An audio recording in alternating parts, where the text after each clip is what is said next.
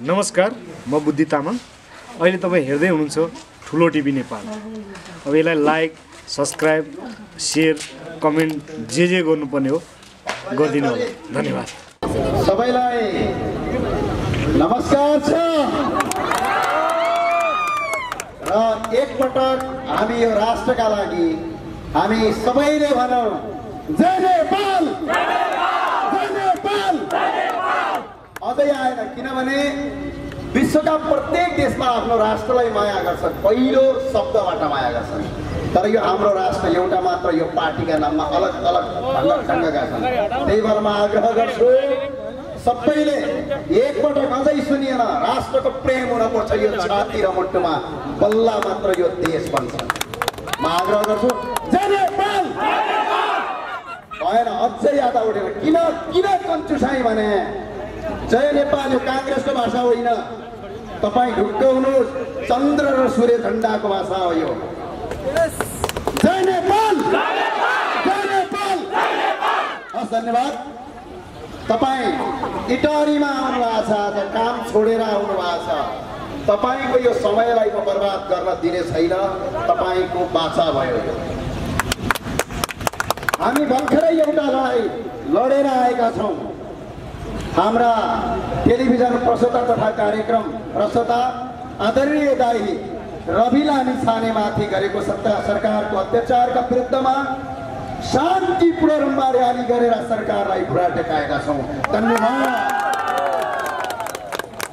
हामी यो सरकारलाई देखाउन चाहन्छौँ नागरिक तिम्रा कार्यकर्ता मात्र छैनन् है, अब स्वतन्त्र नागरिक पनि छन्, जो आज इटहरीको सभाले देखाउँछ। यसै गरेर हामी आज इटहरीमा छौँ।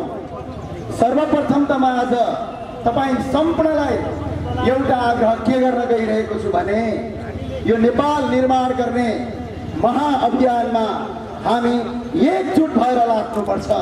यति भाषणले पुग्दैन। हेर्नुहोस्, राजनीतिक देशको अर्थतन्त्रले धान्नुपर्छ।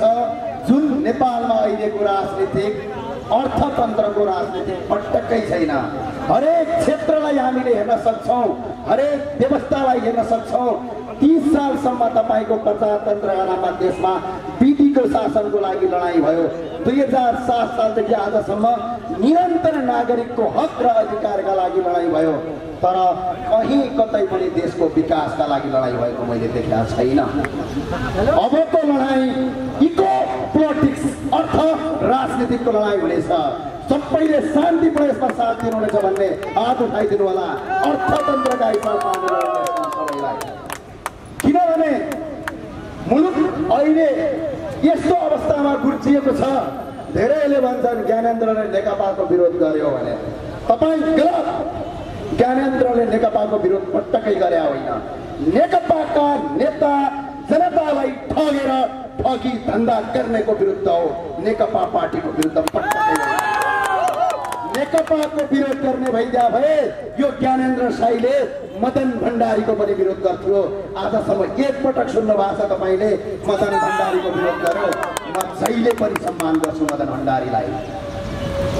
त्यो मदन भण्डारीको नाममा राजनीति गरेर देश लुट्ने लुटेराको विरोध गरे मैले। यसमा केही कसैको आपत्ति र टाउको दुखाइ छैन। बडा गजबका कुरा गर्छन्, बडा गजबका प्रेम गर्छन्। यहाँ एउटा भाषण सापटी लागि सम्माननीय प्रधानमन्त्रीज्यूले चुनावमा बोलेको। तपाईँ घर घरमा सोध्नुहोस्, खाना तपाईँलाई घरमै आउँछ, सुती सुती खाना पुग्छ। कति हावा बोले, जनता पटक थाले बिट्या।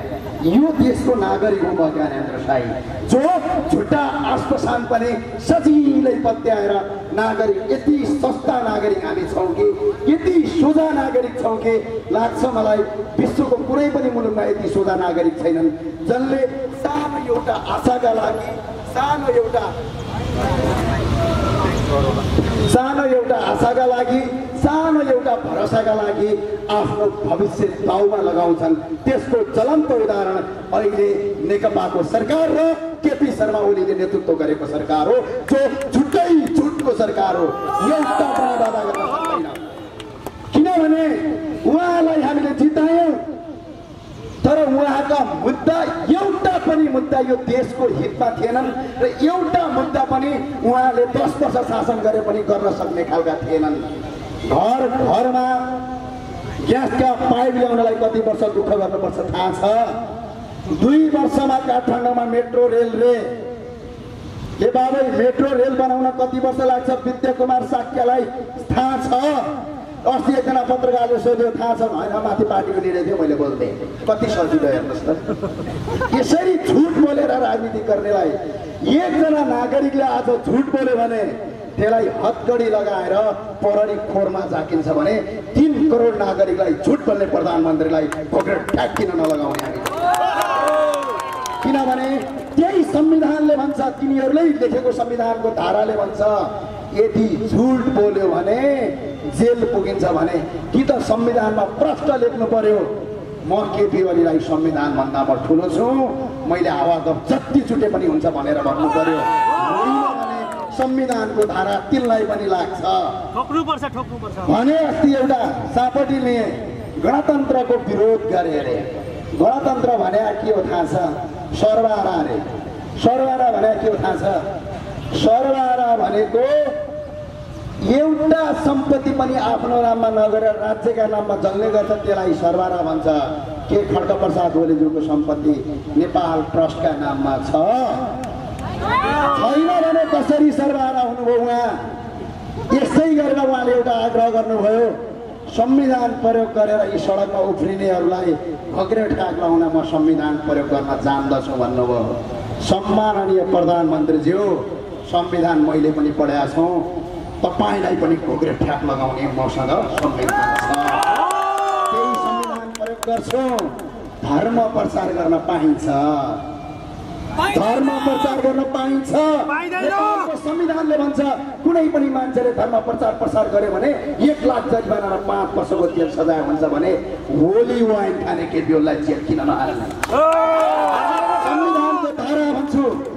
अर्को कुरा भन्छ नेपालको संविधानले, बडा गजबको कुरा, विषादीयुक्त तरकारी बेच्ने, तरकारी किन्ने, तरकारी पैठारी गर्ने नागरिकलाई फौजदारी कसुर अन्तर्गत 5 वर्षको जेल सजाय हुन्छ त खड्गप्रसाद ओली र तिनको मन्त्री परिषदका सदस्यलाई हामीले जेल किन नहाल्ने? कि त त्यो संविधान हामी भन्दा म त्यही संविधान पालना गर भनेर कराइरहेको छु।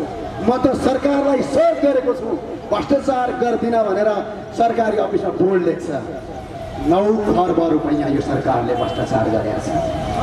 त्यसलाई नीतिगत भ्रष्टाचार भन्छ। यही सरकारको सपोर्ट गरेका छौँ। विश्वको एउटा अजीबको देश छ। अन्त देशमा के हुन्छ भने नागरिकले कानुन मान्दैनन्, नागरिकले विधिको शासन मान्दैनन्, नागरिकले कानुन उल्लङ्घन गर्न सक्छन् है भनेर ठाउँ ठाउँमा पुलिस लगाएर नागरिकलाई कानुनी दायरामा ल्याउनलाई विभिन्न प्रहरीका युनिट विभिन्न कार्यक्रम गर्छन्।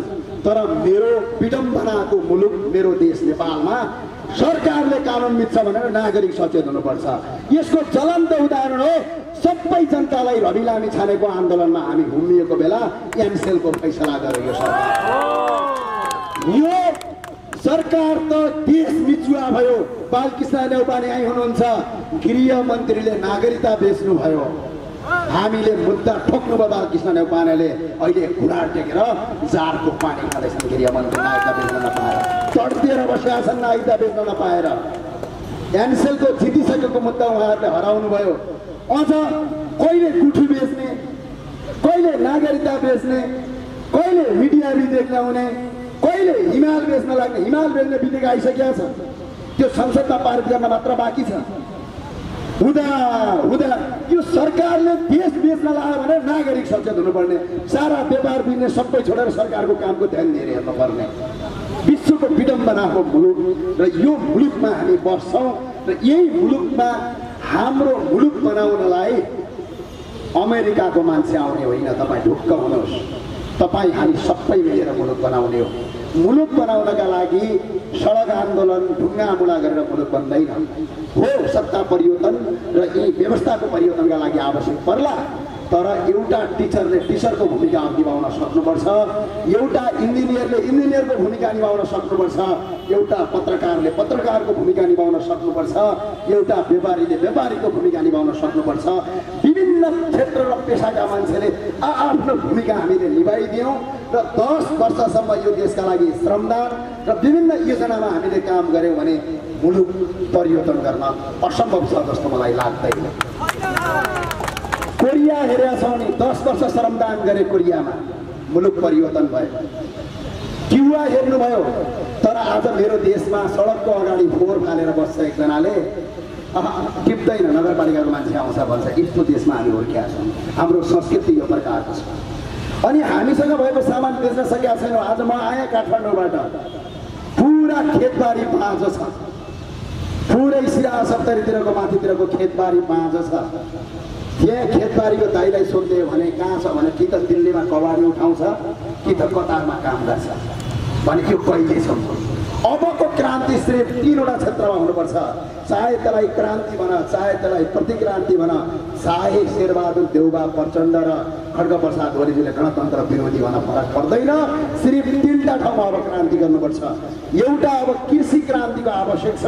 यो वर्षको डाटा मात्र हेर्ने हो भने 1,72 अर्बको कृषिको सामान भारतबाट मात्र आयात गरेको छ यो देशले। यदि त्यति कृषिको सामान हामीले नेपालमा उत्पादन गर्दै भइदिया भए कम से कम 10 लाख मान्छेलाई रोजगारी सिर्जना गर्न सकिन्थ्यो, तर हामीले सकेनौँ। यो हाम्रो विडम्बना। अर्को कुरा, जलविद्युतमा लगानी छ, सरकारले ग्यारेन्टी गरेर पैसा छैन भन्छ। 10,000 हाल्न सक्यो सबैको क्यापासिटी छ नि। नेपालका 3 करोड नागरिकबाट 10,000 उठाउन 300 पैसा उठ्छ। यो पैसाले नेपालमा जति पनि जलविद्युत निकाल्न सकिन्छ, तर त्यसका लागि यस्ता चोरी चकारी गर्ने र देश बेच्ने सरकार भयो भने 1 रुपियाँ पनि जनताले दिँदैन। त्यही भएर पहिला त यो सरकार सुध्रिन जरुरी छ र त्यसपछि हामीले विकास गर्न सक्छौँ। र अर्को कुरा रह्यो टुरिज्म। टुरिज्मका लागि पहिला हाम्रो स्पेसालिटी के हो भन्ने कुरा बुझ्नुपर्छ। म कसरी धनी हुन्छु भने मेरो घरमा भएको सामान बेचे भने धनी हुने हो। म कसरी धनी हुन्छु भने मेरो घरमा भएको सामानलाई अझै त्यसलाई राम्रो गरेर बजारको दाममा बेच्न सके भने धनी हुने हो। त्यस्तै नेपालको हाम्रो स्पेसालिस्ट के हो त भन्दा हाम्रो सबैभन्दा ठुलो गुडविल, सबैभन्दा ठुलो सम्पत्ति भनेकै धर्म र संस्कृति हो। यो देशको सबभन्दा ठुलो धर्म र संस्कृति हो। तर आज यी नेताहरूले त्यही धर्म बेच्दैछन्। त्यो धर्मबाट अरबौँ पैसा कमाउन सकिन्छ, अरब होइन खरबौँ पैसा कमाउन सकिन्छ। विश्वको एउटा मात्रै बुद्ध भूमि नेपालमा बुद्धको जन्म भएको छ। विश्वका 10% बुद्धिस्ट र टुरिस्टहरूलाई मात्रै हामीले नेपाल भित्राउन सक्यौँ भने देशको 2 देखि 3 वर्षको आर्थिक बजेट आउँछ। विश्वको 100 करोड 112 करोड हिन्दू बस्छ अहिले भारतमा। 112 करोड हिन्दूको सबैभन्दा ठुला पवित्र तीर्थस्थल नेपालमा छन्। तिनीको 10% मान्छे ल्यायौँ भने 112 को 10% मात्र नेपालमा ल्यायौँ भने कमसेकम 12 करोड भारतीयहरू नेपाल आउँछन्। 12 करोड भारतीयले नेपालमा गर्ने खर्चले यो देशको 4 देखि 5 वर्षको आर्थिक बजेट आउँछ। त्यसका लागि त पहिला हामी बौद्ध, किराँत र हिन्दू सहितको एउटा धर्म घोषित राज्य हुनु पर्यो। त्यसपछि मात्र यो काम गर्न सकिन्छ। होइन भने घर आफ्नो डायमन्डलाई, आफ्नो हिरालाई लगेर कबाडीलाई बेच्ने, अर्काको देशको दिशालाई ल्याएर सुन बनाउने यी भिजिलान्तीहरूलाई किनभने हामी गरिब भएको एउटा मात्र कारण हो कि हाम्रो सोच हो।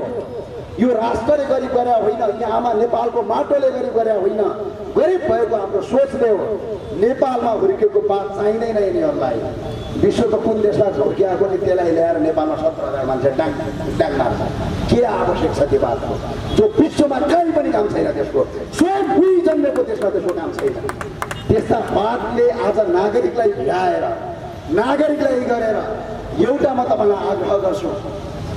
धेरैले भन्ने गर्छन् राजा राष्ट्र छ, त्यसमा मेरो कुनै पनि मतलब छैन। मेरो एउटा मतलब छ, यो देश पृथ्वीनारायण शाहले बनाएको हो। आज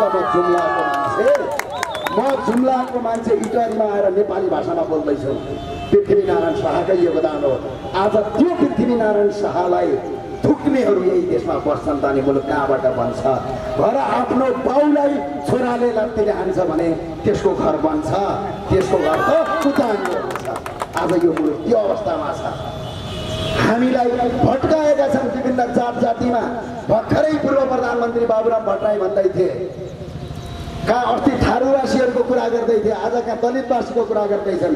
ए बाबु, जातीय राजनीतिकले बाबुराम भट्टराईज्यू तपाईँ पिएचडी गरे हो कि पिएचडी गरे हो, जातीय राजनीतिकले यो मुलुक कहिल्यै बन्दैन। जसले जातीय राजनीति गर्छ त्यो विदेशीको दलाल हो, त्यसमा ढुक्क हुनु।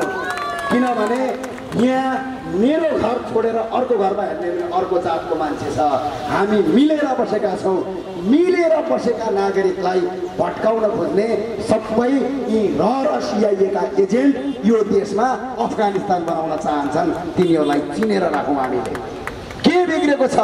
आज म ठकुरीको छोरा, भोलि मेरो छोरीले थारूसँग बिहे गरी भने थारू मेरो जुवाई हुन्छ।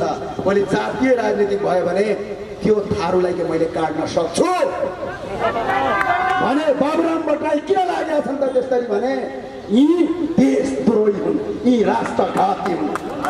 यस्ता जातीय राजनीति गर्न छोडिदिनुहोस्। जातीय राजनीतिले मुलुक बन्ने भइदिया भए। एउटा बङ्गलादेशको राइटरले लेखेकी छन्, जब हिन्दू र मुसलमानको दङ्गा हुँदाखेरि हिन्दू जुवाई मुसलमानको घरमा आउँछ, त्यो मुसलमानले जुवाई देख्दैन, त्यतिखेर अन्धो भएको हुन्छ। यो हिन्दू हो, म यसलाई काट्नुपर्छ भनेर काटेको इतिहास त्यो किताबमा लेखेकी छन्। तपाईँ आफै सोच्नुहोस्, जातीय राजनीतिबाट विश्वको कुनै पनि मुलुक बन्दैन त नेपाल बन्छ जस्तो लाग्छ? लाग्दैन भने यी जातीय राजनीति गर्नेलाई यो देशबाट लखेट्नै पर्छ। यिनका मामा घरमा पठाउनुपर्छ जहाँ मामाबाट आएको।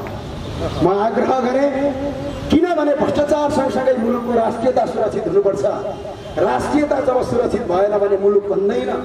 विश्वको कुनै पनि मुलुक छैन। सबैभन्दा आज पछाडि उभिएको त्यो झन्डा देखेको छौँ, चन्द्र र सूर्य झन्डा। त्यो झन्डा बोक्यो भने कि त राजावादी हुन्छ कि त मण्डले हुन्छ। के यो झोलेको झोला झन्डा बोक्नुभन्दा मलाई चन्द्र र सूर्य झन्डामा गौरव छ। के भनौँ भने केही पनि फरक पर्दैन। यस्तो तिनीहरूले हामी नागरिकलाई भड्काएका छन्। नेपालको चन्द्र र सूर्य झन्डा बोक्न नहुने, राष्ट्रिय गान गाउन नहुने, नेपाली कपडा लाउन नहुने, नेपालको धर्म मान्न नहुने भने यो नेपालमा किन बस्या त? तिम्रा बाउले जहाँबाट जन्मा छन् त्यहीँ जाऊ न। यसरी यो देश र मुलुक बिगारेका छन्। गाउँमा जान्छन्, मादल बजाउँछन्, कहाँ माक्सा आए लेलिन आए। के उखाड्छौ बाबा तिमीहरूले? गढवालको युद्धमा माक्साको सेना हो भन्छन् थापा, बलभद्र कुम्भेर लेलिनको सेना हो होइन भने यो मुलुक बचाउनलाई तिनीहरूको कुनै पनि योगदान छैन। त तिनीहरूलाई किन बुझ्ने हामीले देशमा? नेपालमा नेपालवाद चाहिन्छ। पहिला हामी नागरिकता बोकेको नेपाली नबनाऊ, सबैलाई आग्रह गर्छौँ। मन, बुद्धु र दिलदेखि नेपाली बनाऊ, त्यसपछि मात्र नेपाल बन्छ। जानकी मन्दिरको एउटा गुरुले भन्नुभयो, म तपाईँलाई सापटी भन्छु, हामीले भन्यौँ महन्तलाई मुलुक कसरी विकास गर्ने होला? आज मधेसले बुझ्ने राष्ट्रियता एक प्रकारको छ, पहाडले बुझ्ने राष्ट्रियता एक प्रकारको छ, जनजातिले बुझ्ने राष्ट्रियता एउटा प्रकारको छ, खस आर्यहरूले बुझ्ने राष्ट्रियता एउटा प्रकारको छ भनेर हामीले सोध्यौँ महन्तलाई, जानकी मन्दिरका महन्तलाई। उहाँले दुईवटा जवाब दिनुभयो। पहिलो जवाब के दिनुभयो भने सबै नेपालीले यो सोच्नु पर्यो कि मेरो जात एउटा मात्रै छ, त्यो जात हो नेपाली। उहाँले अर्को जवाब दिनुभयो, सबै मान्छेलाई यो संहिताका नाममा यो धान्नै नसक्ने विदेशीले ल्याएको संहिताको कुरा होइन। मेरो परदेश सरदेश गोलीमा त्यो मेरो एउटा मात्र मुलुक छ, त्यो मुलुक राष्ट्र नेपाल। जबसम्म नेपालका नागरिकले यो सोच्दैनन् तबसम्म यो मुलुक बन्दैन भन्नुभयो। यो 100% ध्रुव सत्य कुरा हो। पहिला त हामी नेपाली बनाउँ न। नेपाली बन्नलाई नागरिकता मात्र बोकेर हुँदैन। नेपालका प्रत्येक कुराकुनाबाट राष्ट्रियताको भावना उत्प्रेरित हुनुपर्छ। हामी नेपालमा जन्मेका गौतम बुद्ध भन्दा ती विदेशमा जन्मेका यहाँ सिद्धान्तको तिल्ला छन् जस्तो लाग्छ तपाईँलाई? फाल्गु नन्दले उठाएका सिद्धान्त भन्दा यी कुइयाका सिद्धान्त बढी कतिला छन् जस्तो लाग्छ?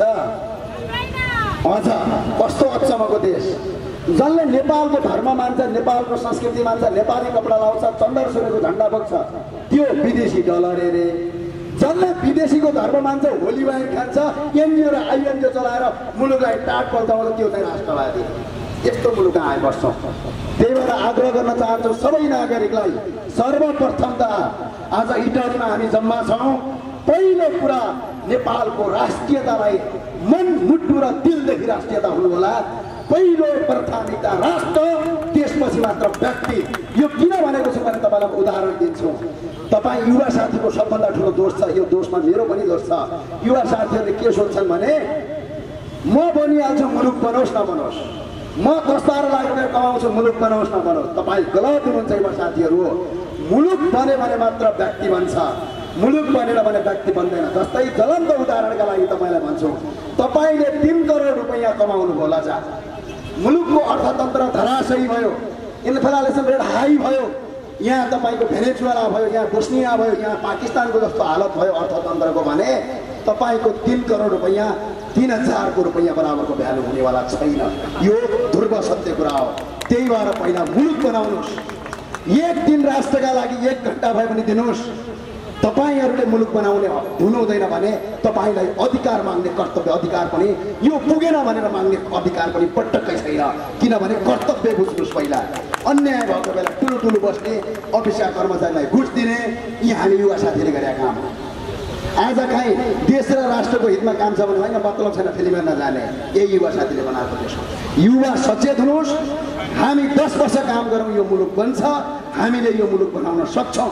तपाईँ आग्रह गर्छु, विकल्पमा अब उत्रिनुहोस्, राष्ट्र प्रेममा उत्रिनुहोस् र राष्ट्रियतामा उत्रिनुहोस्।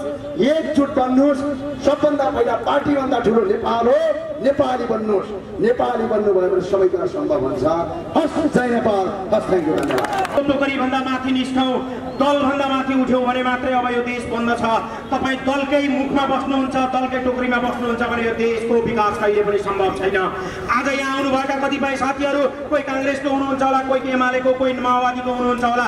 त्योभन्दा पनि माथि उठेर तपाईँले जब राष्ट्रको विषयमा सोचिदिनुहुन्न, यो मुलुकको कहिले पनि विकास हुने छैन र कहिले पनि भलो हुने छैन। यी सतीले सरापेको देश हो भन्दै अब तपाईँले आफैलाई सराप्दै बस्नुहुन्छ भने यो देशको कहिले पनि विकास हुने छैन। यो कार्यक्रम यहाँ ल्याउनुको उद्देश्य तपाईँहरूलाई जागृत गराउने हो, तपाईँहरूलाई उठाउने हो।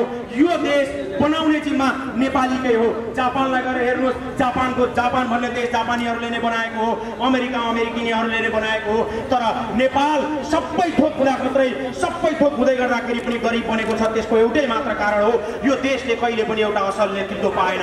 त्यो असल नेतृत्वको खोजीमा हामी हिँड्दैछौँ। आउनुहोस्, तपाईँहरू पनि त्यो नेतृत्व गर्न सक्नुहुन्छ। सडकबाटै नेता बन्ने हो, तपाईँहरू नै नेता बन्न सक्नुहुनेछ। तसर्थ एउटै मात्रै अनुरोध हो, तर त्यसको लागि तपाईँले ठुलो छाती गर्नुपर्ने छ। तपाईँले दलको टोकरीबाट निस्किनु पर्ने छ। यो कार्यक्रम सञ्चालन गर्ने क्रममा हामीलाई सहयोग गर्नुहुने सम्पूर्ण साथीहरूलाई म धन्यवाद दिन चाहन्छु। हामी हाम्रा पत्रकार साथीहरूलाई पनि धन्यवाद दिन चाहन्छौँ। उपस्थित भएर सुनिदिनु भयो, तपाईँहरूको समय खर्च गऱ्यौँ, त्यसको लागि पनि हामी धन्यवाद दिन चाहन्छौँ। इटलीका जति पनि उद्योगी साथीहरू हुनुहुन्थ्यो जसले यो कार्यक्रम सञ्चालन गर्नका लागि सहयोग गर्नुभयो। थोरै मात्र खर्चले पनि हाम्रो कार्यक्रम नहुन सक्थ्यो। हामी एकदमै थोरै खर्चमा कार्यक्रम गर्छौँ। हाम्रो लागि स्टेज चाहिँदैन, मञ्च चाहिँदैन, केवल एउटा माइक भए हामी त्यो सरकारलाई थर्काउन सक्छौँ। यो सरकारलाई त्यो थर्काउने आवाज तपाईँहरूले सहयोग गरिदिनु भयो भने यो सत्तालाई हामी कुनै पनि बेला परिवर्तन गर्न सक्छौँ।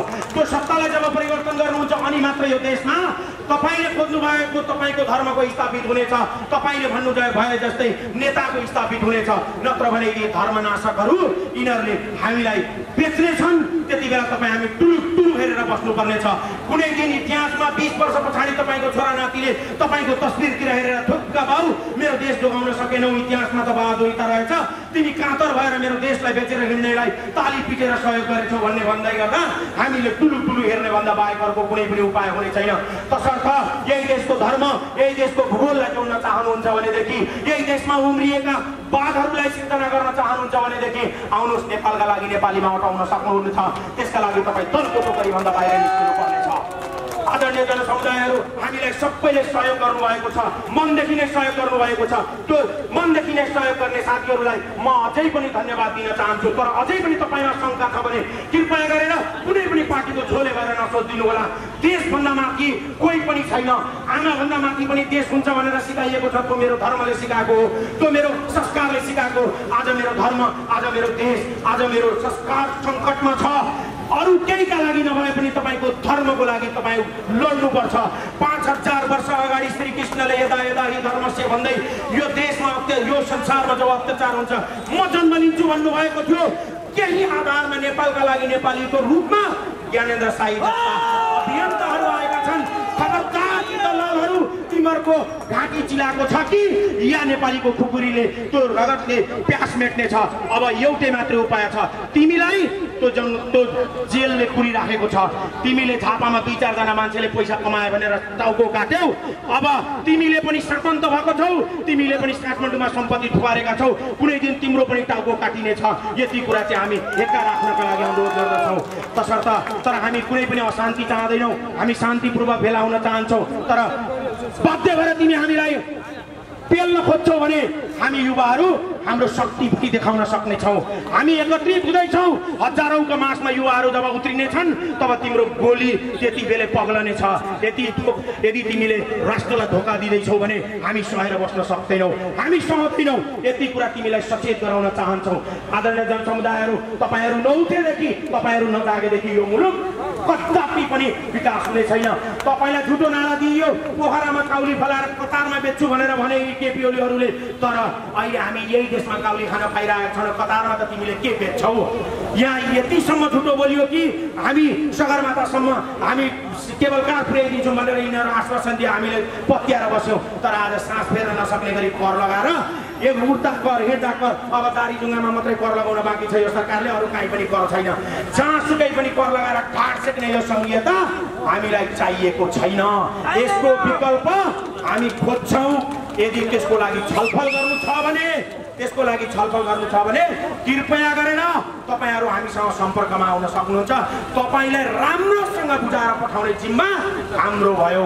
यदि तपाईँ अझै पनि अलमलमा हुनुहुन्छ भने, अझै पनि तपाईँ धोकामा हुनुहुन्छ भने, हावा खुना पत्याएर बसिराख्नु भएको छ भने कृपया एकपटक म जस्तो युवा, ज्ञानेन्द्र साई जस्तो युवालाई सम्पर्क गरेर संवादमा आउने कोसिस गर्नुहोला। तपाईँलाई 2 मिनेटभित्रमा चेन्ज गरेर नेपाली बनाइदिने जिम्मा हाम्रो भयो। यति प्रतिबद्धता जाहेर गर्न चाहन्छु। सबै उपस्थित हुनुभएका सुनसरीवासीहरूलाई यही मञ्चबाट धन्यवाद दिन चाहन्छु। कसैलाई छुटेको भए पनि माफी माग्न चाहन्छु। फेरि पनि हामी आउँछौँ, फेरि पनि आउँछौँ त्यस्तै आवाज उठाउनलाई।